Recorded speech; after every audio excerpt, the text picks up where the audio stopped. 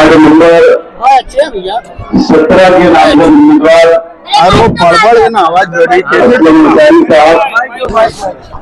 खालिद हाजी साहब, अबे मैं कुछ मन्नान बेग साहब, रियाज कच्ची साहब मेरे सामने तशरीफ फरमा। तमाम बुजुर्ग हजरात, नौजवान साथी और जहां तक मेरी आवाज जा रही है ऐसी मेरी माँ और बहनें, एडवोकेट तौसीफ साहब, दोस्तों और साथियों, 15 जनवरी को कॉर्पोरेशन का इलेक्शन होगा और आप लोगों को फैसला करना है क्या आइंदा आपका कारपोरेटर कौन होगा, आपके 4 कारपोरेटर कौन होंगे। ये बात का फैसला इस वार्ड की आवाम को और शहर की आवाम को करना है। आज मैं वोट मांगने के लिए, वोट की अपील करने के लिए आपके बीच आया हूं, आपके वार्ड में आया हूं।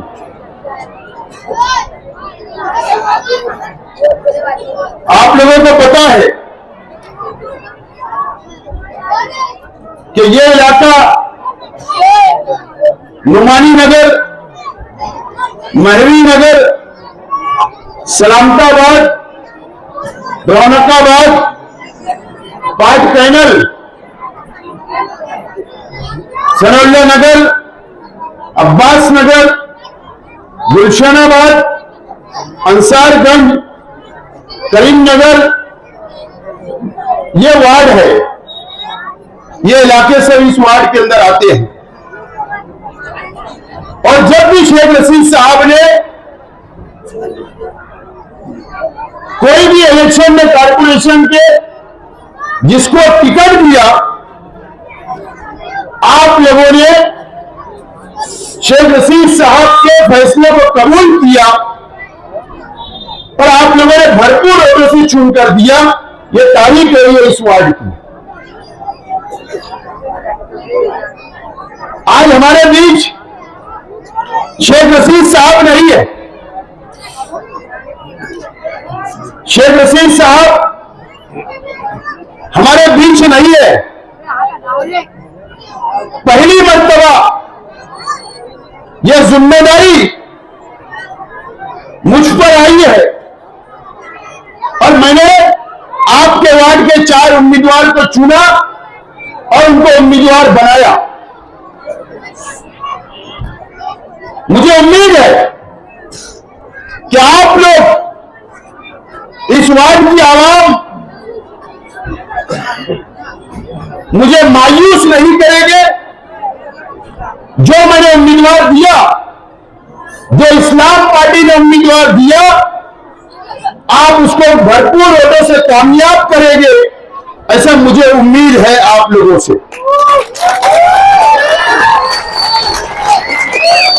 और यहां पर खालिद हाजी को, मेरे भाई को, इन 3 लोगों के साथ मैंने उम्मीदवार बनाया हूं।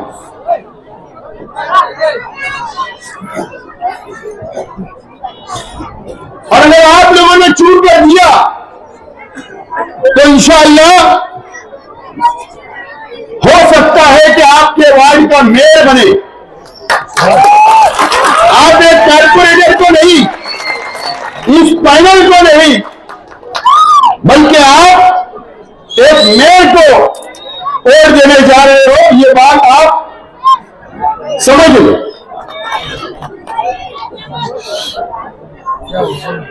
यहां पर माजी में कौन कारपोरेटर था?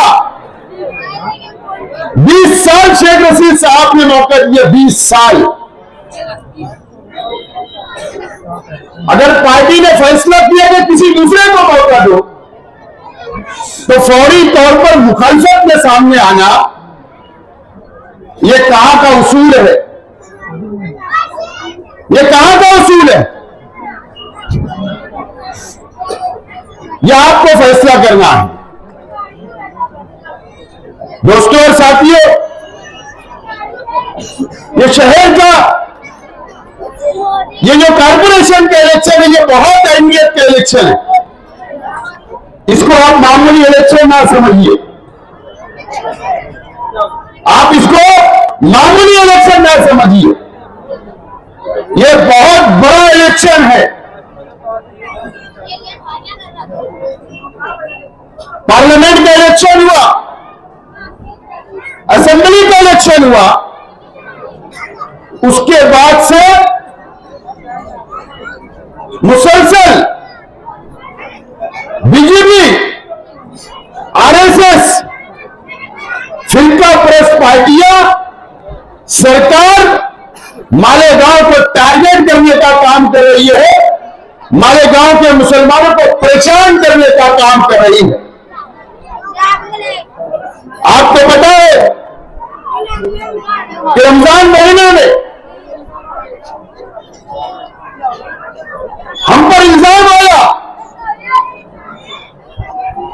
कि हम बांग्लादेशियों को छुपा के रखते हैं। यहां पर बांग्लादेशी रहते हैं, यहां पर रोहिंग्या रहते हैं, यहां पर पाकिस्तानी रहते हैं। इस तरीके का इल्जाम किरण सुमैया ने लगाया और सरकार ने, बीजेपी की सरकार ने एसआईटी बनाई, पुलिस की इंक्वायरी बैठा दी और तकरीबन 3400 लोगों को नोटिस मिली, 3400 लोगों को। और रमजान महीने में रोजा रखकर हमको कैंप में चर्च के सामने पुलिस स्टेशन में बुलाया गया, हमारे जन्म दाखिले चेक किए गए, हमारे कागज पत्र चेक किए गए, दिन भर बैठाया गया, हमारी मां बहनों पर केस बनाकर जेल में डाल दिया गया। आज भी कई नौजवान जेल में है। हम पर इल्जाम यह है कि हम इस देश के नहीं है, हम हिंदुस्तानी नहीं है, हम बांग्लादेशी है। इस तरीके का इल्जाम लगाकर जेल के अंदर डाल दिया गया। आज भी minority defence committee, Samajwadi party, इस्लाम पार्टी के जिम्मेदार आज भी हम लोग कानूनी लड़ाई लड़ रहे हैं और हम लोग हाईकोर्ट के अंदर उनकी जमानत के लिए कोशिश कर रहे हैं। ये शहर भी जानता है, आप भी जानते हैं। और हमारा लड़ाई फिरका परस्त ताकतों से है, हमारी लड़ाई बीजेपी से है, हमारी लड़ाई आरएसएस से है, हमारी लड़ाई भगवा करण से है। ये बात आपको समझना पड़ेगी। 1 साल पहले जिन शख्स को चून कर दिया गया, क्या कभी वो शख्स आकर आपका हाल अहवाल पूछा? या कभी आपके मोहल्ले के अंदर क्या हुआ पता है? आप ही के मोहल्ले का एक बच्चा जो सिर्फ व्हाट्सएप के ऊपर किसी के कांटेक्ट में था, उसको आंध्र प्रदेश की पुलिस आती है और यहां पर रेप करके उसको लेकर जाती है। आज भी वो बच्चा जेल में है, आज भी वो बच्चा जेल में है। कौन आपकी मदद करेगा? आप पर कैसे सोच हम मदद कर रहे? मुसलमानों के लिए हम लड़ रहे, कानूनी लड़ाई हम लोग लड़ रहे। ये मुसीबतें कम होने वाली नहीं है, ये मुसीबतें बिल्कुल कम होने वाली नहीं है। आप लोगों को पता है कि अभी बिहार के अंदर एसआईआर का सर्वे हुआ, वहां पर 70 लाख लोगों के नाम काट दिए गए यादी से। 70 लाख लोगों के। ये बीजेपी की सरकार ने, ये नरेंद्र मोदी की सरकार ने, ये अमित शाह ने ये काला कानून बनाया गया। पूरे मुल्क के अंदर सर्वे चल रहा है, पूरे हिंदुस्तान के अंदर सर्वे चल रहा है। अभी गुजरात में चल रहा, एमपी में चल रहा है, हिंदुस्तान की 10 रियासतों में चल रहा है। ये कॉर्पोरेशन के इलेक्शन खत्म होगा, कॉर्पोरेशन के इलेक्शन खत्म होगा, महाराष्ट्र के अंदर एसआईआर लागू हो जाएगा, सर्वे होगा, और सर्वे शेख आसिफ का भी होगा और आप लोगों का भी होगा, एक भीख मांगने वाले का भी होगा और एक करोड़पति का भी होने वाला है।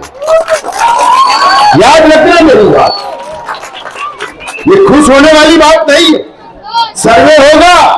मैं खास तौर पर मेरी मां बहनों से बोलना चाहूंगा, जहां तक मेरी आवाज जा रही है, मेरी मां बहनों से बोलना चाहूंगा, मैं बुजुर्गों से बोलना चाहूंगा कि सर्वे होगा, आपकी मदद कौन करेगा? कौन मदद करेगा?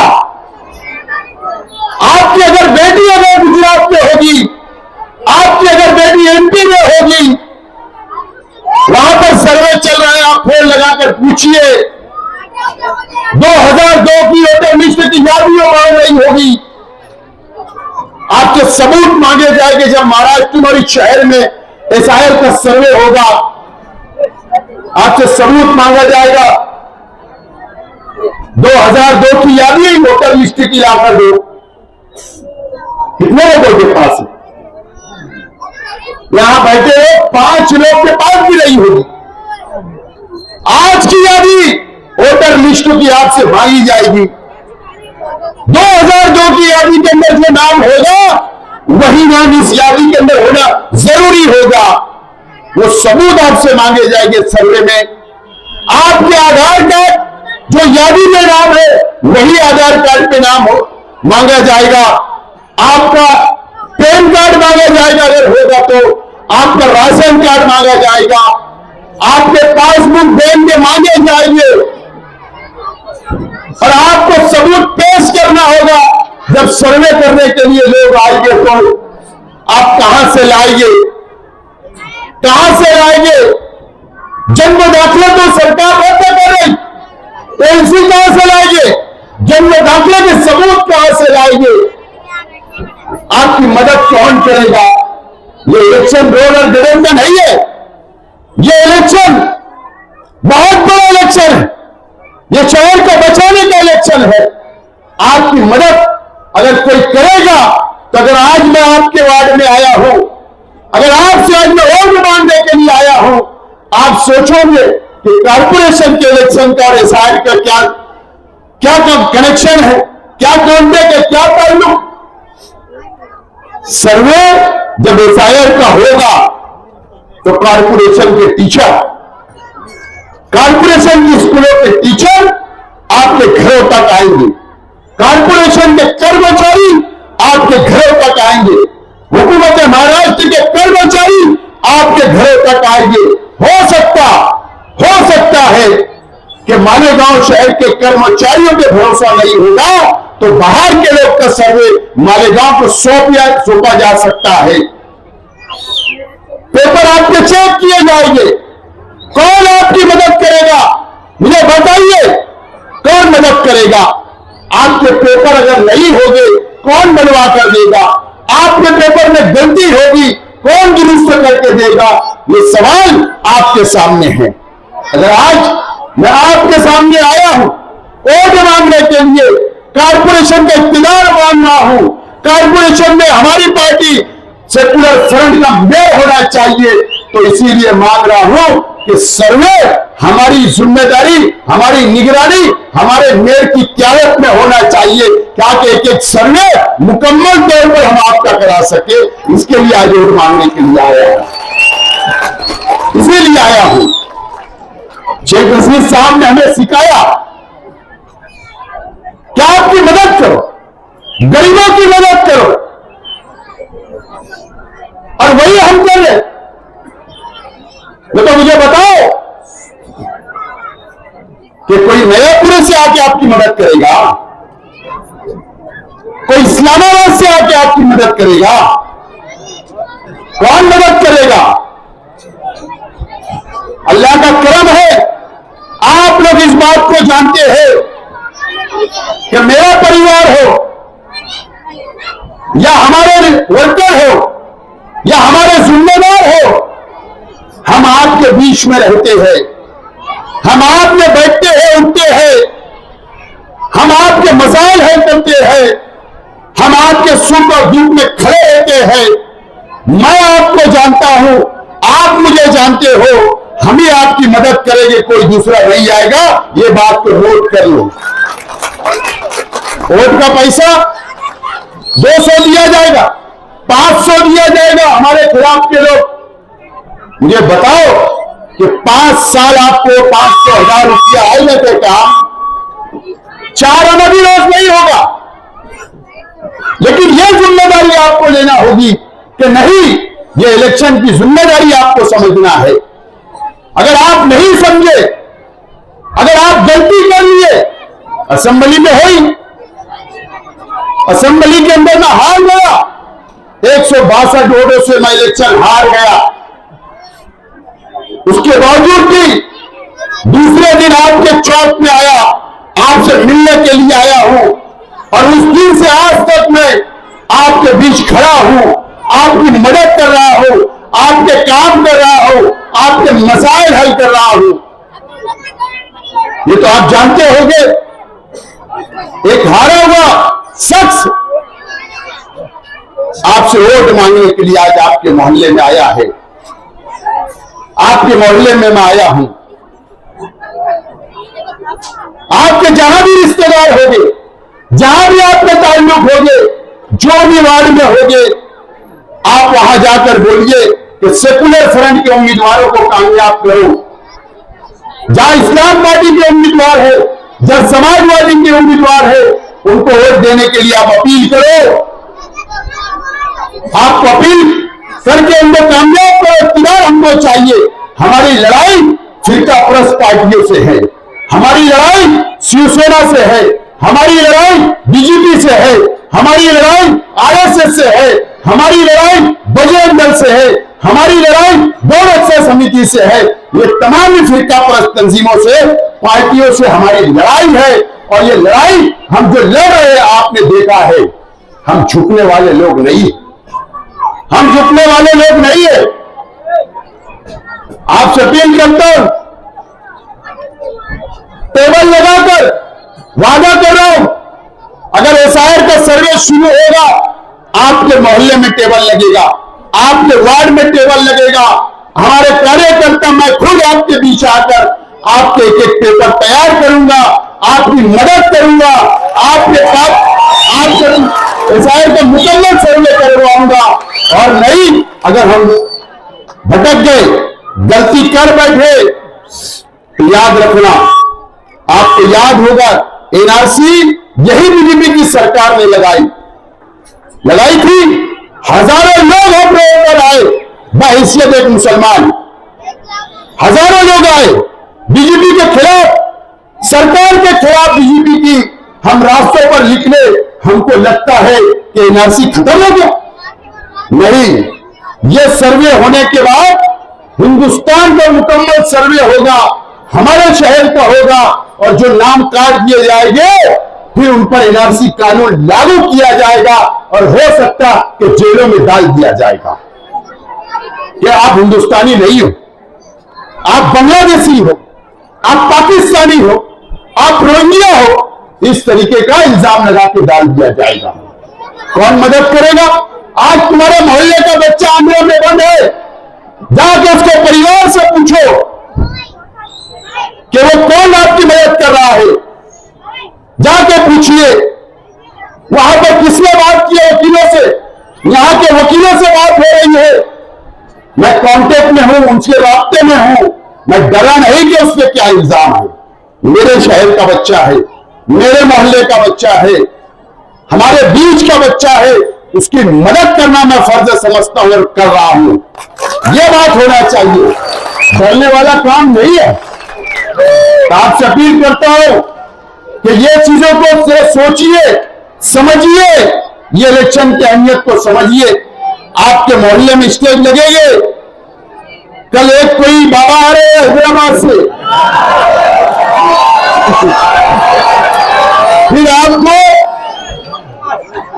सब बातें करेंगे, जज्बाती बातें, लेकिन याद रखना मुसीबत जब शहर पर आएंगी तो हैदराबाद से आपको कोई मदद करने नहीं आएगा।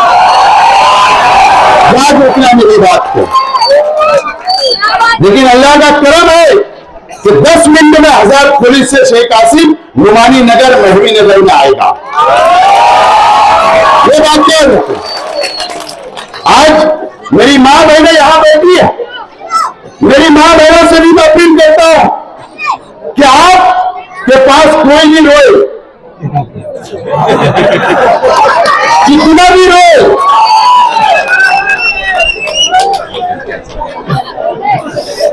आपको उनको पानी पिला के वापस करना। 20 साल लिए ना, अब कैसे लोग होना? आपकी बीमारी में मदद करने वाले लोग होना। आपके बच्चों के कोई मसले मसाइल आए तो जेब में हाथ डालने वाले लोग होना। सिर्फ वोट देकर लोग हमारी वोट लेकर चले जाने वाले लोग नहीं होना। 20 साल शेख रशीद साहब ने टिकट दिया, 20 साल मामूली बात नहीं है। मुझे तो लगा था कि कुर्बानी देंगे, लेकिन कुर्बानी की बात जाने दो, शेख रशीद साहब के परिवार के खिलाफ बोलने लग गए। अरे कुछ तो थोड़ी शर्म हया होना चाहिए, कुछ तो होना चाहिए, कुछ तो इंसानियत होना चाहिए। यह अजीब बात। मुझे पता है मेरी मां बहनों के मसाइल है यहां पर। आपका आंगनवाड़ी का मसला है कि इस मोहल्ले के अंदर आंगनवाड़ी होना, इस मोहल्ले के अंदर 4 आंगनवाड़ी कम से कम जरूरत है, ये बात का मुझे पता है। आप लोग इस 4 उम्मीदवार को चुन कर दो। ये आंगनवाड़ी लाने की जिम्मेदारी इनकी नहीं है, ये कारपोरेशन से आंगनवाड़ी नहीं आती, ये गवर्नमेंट से लाना पड़ता है। मैं आपसे वादा कर रहा हूं कि इलेक्शन खत्म होगा, हम यहां पर नुमानी नगर, महवी नगर, सलामताबाद, रहमताबाद है, यह वार्ड नंबर 17 हो, हम आंगनवाड़ी की मैं मंजूरी लाकर आपको दूंगा, आप इत्मीनान रखें।